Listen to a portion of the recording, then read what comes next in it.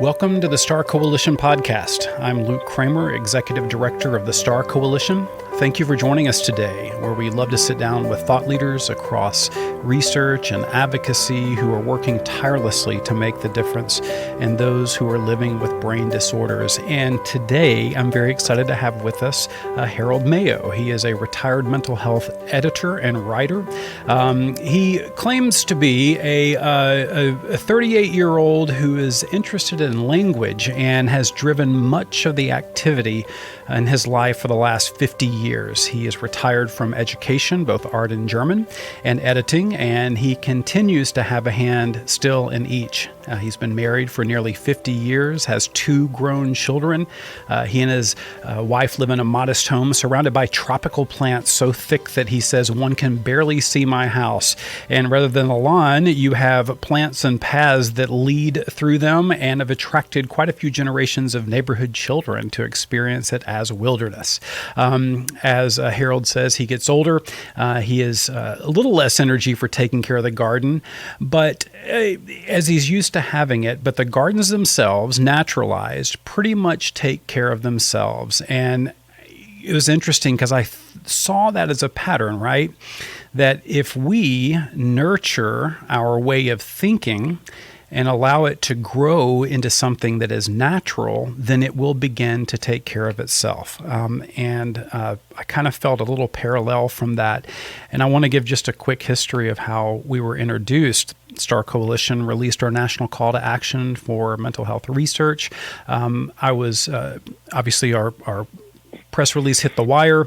Harold read it, and he asked me a very directed question about stigma. You know, when you use the word stigma, are you not perpetuating what it is that the words that you use? And rather than get upset or try to feel offended, I thought, you know what? He is right. He is right. And so I reached back out to him, which began a beautiful exchange of emails. We talked on the phone to talk about language and its importance in our society, especially when we look in the arenas that we both are passionate about. And so I wanted to sit down with you today because language is a very nuanced thing, and it's something that over the years, having tried to find a niche between scientific research and advocacy, mostly within brain health and mental illness, that the language that is used between so many different parts of our society is so different, and we can misinterpret, or for good reason and sometimes not, the intent or the beliefs of others because of the language that is being used. And so I'm just interested. You're a wordsmith, and you find language fascinating, and mostly within kind of the mental health circle. So I just want to kind of start off by saying, where do you get your inspiration from? I mean, what is it that draws you into the important nuances of language? Well, I have 2 specific backgrounds that have influenced me tremendously. My first career was in art, and in art I learned that it is the individual voice that matters and that you can have your own. And then I studied German and discovered the discipline it takes to write in your own voice rather than writing in someone else's voice. One gave me freedom, the other gave me discipline. So I have the freedom to look at what people have written, and I have the discipline to examine it carefully, and that's what I do.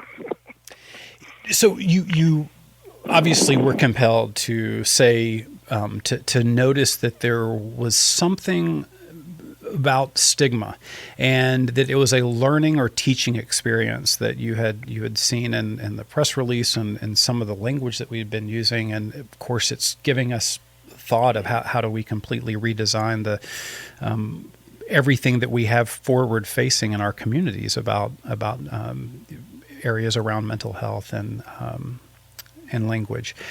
So why do you feel that specifically within the mental health arena that language is important? Why is it important? Words direct us if we don't direct them. and the history of mental health issues in the U.S. has been one that has largely been driven by negative language. We have accepted it, we have perpetuated it, we have relied upon it, and we have ignored or pushed aside the results that are easily observable. I was online today with the U.S. Holocaust Museum looking into the trials of the doctors at Hadamar who murdered 15,000 individuals in that mental institution. And what I noticed most interesting about their language was they used Nazisms. I'm sure they're not aware that they're using Nazisms, but when they said that the mentally ill were exterminated, they are using the very same language that the Nazis used. When they are not careful enough in originating their language, they repeated euthanasia. It was not euthanasia, it was murder. And I noticed, too, in the discussion of the trials at Hadamar, that there was nothing in international law that would allow someone to be brought to trial for murdering patients in an institution. And what they discovered so that they could bring these people to trial was there were Polish prisoners in Hadamar who were murdered. So to be a person in international law, you couldn't be in a mental institution. There is a control of language that is absolutely abominable because, of course, the people in the institutions are individuals, are people, but the law did not prescribe that you could sue on the basis of their 15,000 deaths. I'm amazed that we can be so controlled by language that we don't see people where there are people, that our brains can be so affected by the metaphors that we employ that we decide who is and who isn't a person. And that has been the history of mental health. We have decided that we should have institutions of gigantic size hiding these, dare I say, creatures, because that's how we viewed it. We have progressed considerably, but we have not progressed enough. Last week, Michelle Obama instructed her children that there is a stigma to mental illness. Now, they were not directly on her lap or at her knee, but as she uttered those words, and I heard them, her children heard them. I'm sure it was automatic speech. It was not intent. And that's where the German literature discipline came in. You have to have the discipline to choose your words and to appreciate when you are not choosing them. She did not intend what she said. The words intended it. We have to be much more careful with our language. Then, in your opinion, why do you feel that specifically in this area, right, where we talk about mental illness and overall mental health, why is it historically that we've chosen language to put space between us and, as in quotes, them, right? Where you say the mentally ill as if it is a centralized core of who they are as an individual, when it is not the core, and certainly no one would choose that to be a part of their lives. Most people I've talked to said that they would not. But why is it that we've chosen language to put space between us and those who have a diagnosis? I'm not sure that we chose the language. I believe from the discipline of studying literature that we are exposed to language so redundantly that we begin ourselves to employ it. And then it becomes such a habit that we don't even realize we are employing it. When Antonin Scalia wrote in Heller, "the mentally ill," he was not aware of the words he was using.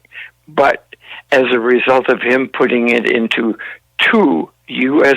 Supreme Court decisions, journalists feel they must repeat him. Right.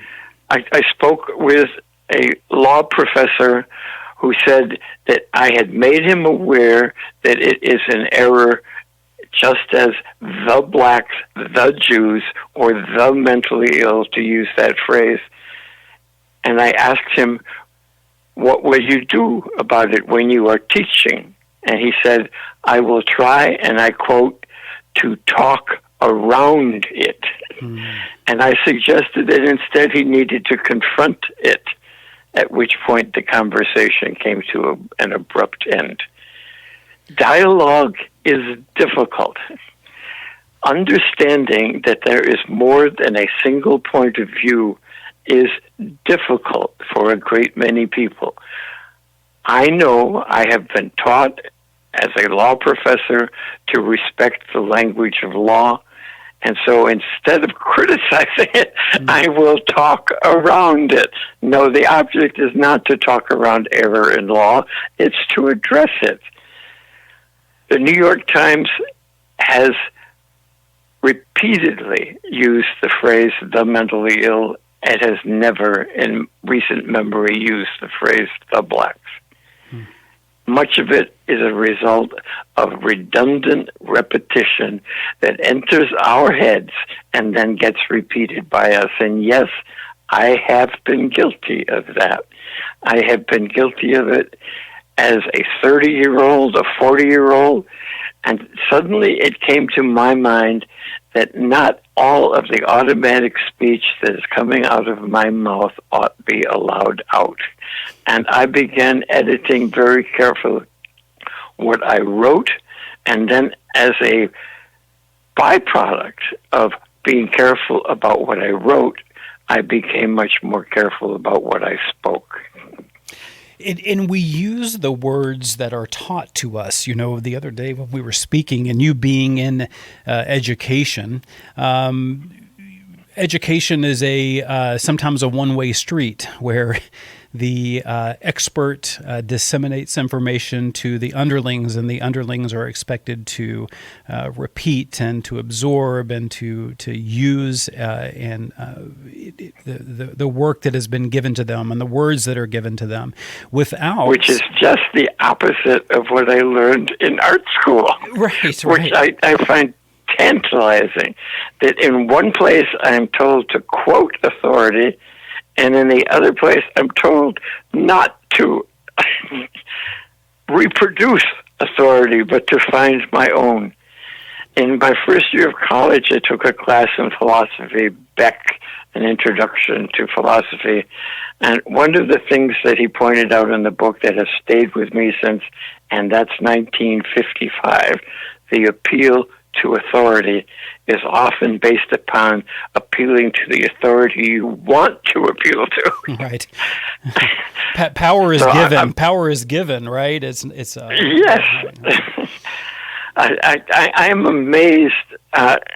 When I was a teaching assistant, I sat in a class in psychology, and a professor teaching a graduate class told his students, never take a schizophrenic for a client, and you will never have to deal with a murderer.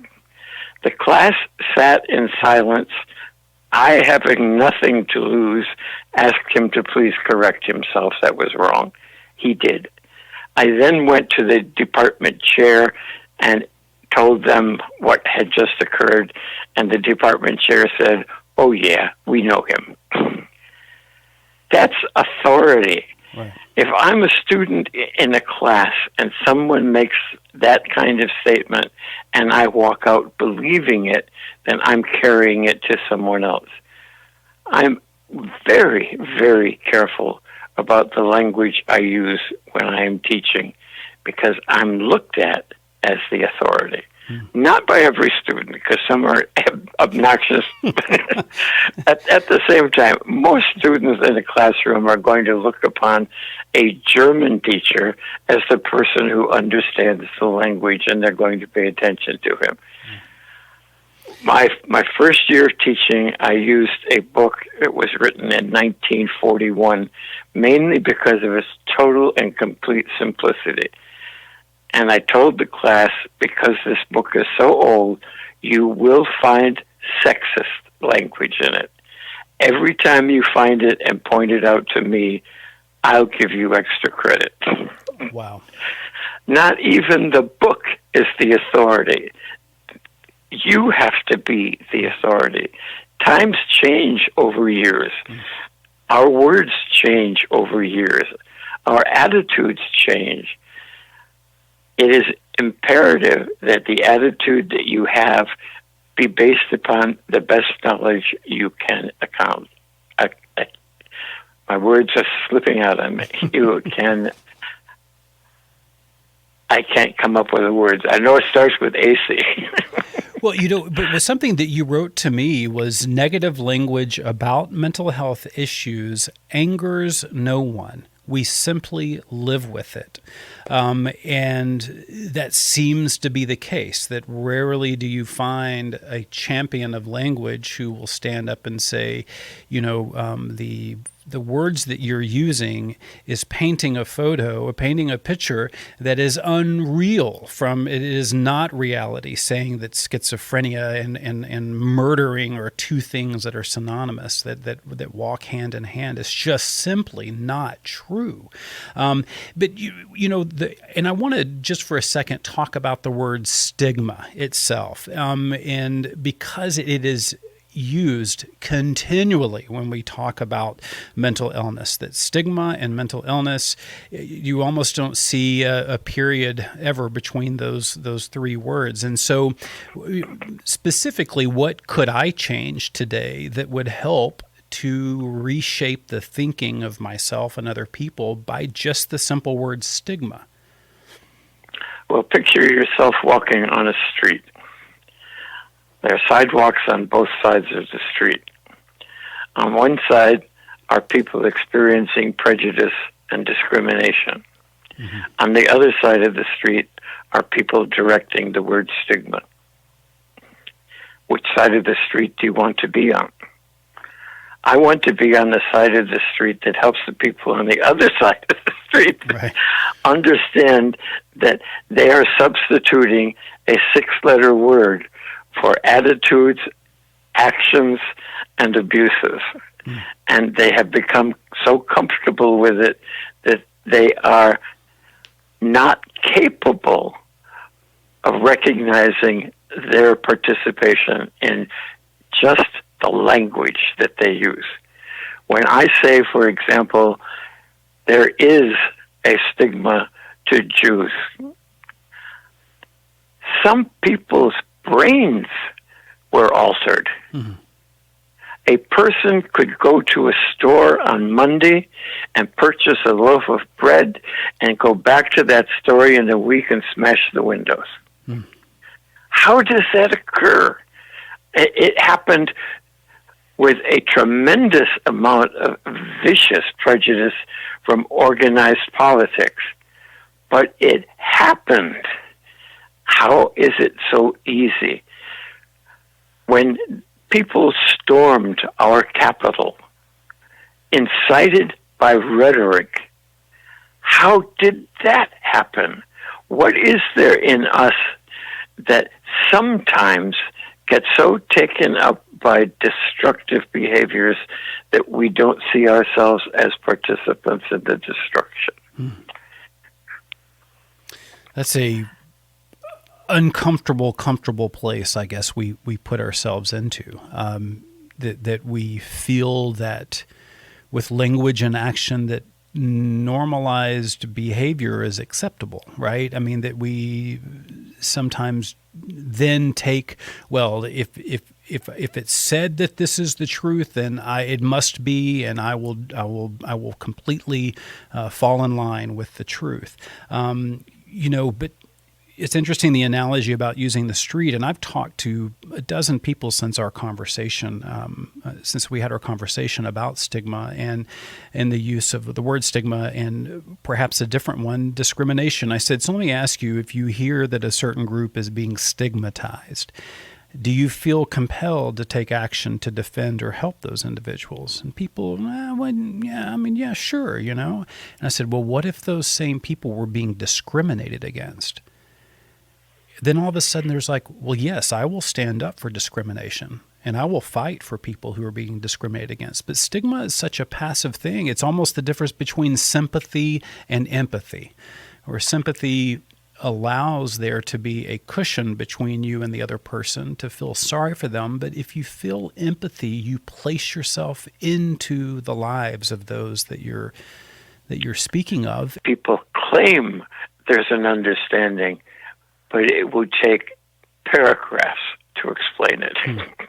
And along that line, we could sit and speak for hours, forever on this subject, right? But I just want to I want to thank you, first of all, for being a teacher to me, and also for your lifelong dedication to being a teacher to others. And so, thank you for opening my eyes and seeing a different perspective, and I will carry this with me, and I will try to make sure that your words will not only resonate with me, but I hope that I can be an influence to others like you have throughout your life. Thank you so much. So I'd like to thank Harold Mayo, a retired mental health writer and editor, obviously today a philosopher, a wordsmith, a master gardener, all these wonderful things, and also a teacher, right? And so I want to thank you for being here today, and also want to thank the listeners that are out there and supporting the work of the STARR Coalition as we work to continue to bring together really great minds in central nervous system research, and here today with advocacy and language as we try to work to shape the future of those living with brain disorders. Be sure to follow us on social media and check out our website at thestarr.org, thestarr.org. Thank you for joining us, and we'll talk to you soon. Thank you so much.